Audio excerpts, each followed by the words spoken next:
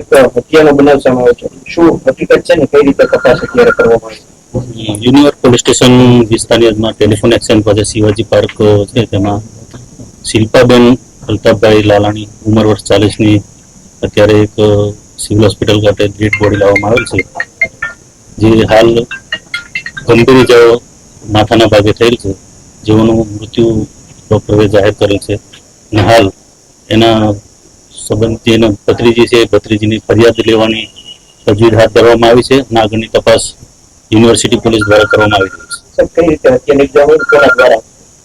હાલ તો ફરિયાદ લઈને તપાસ કર્યા પછી બધી આવશે, પણ હાલ શંકા તરીકે એમના પતિનું નામ આવી રહેલ છે, જે એમના પતિએ નિપજાવેલું આવું શંકા દર્શાવી રહી છે.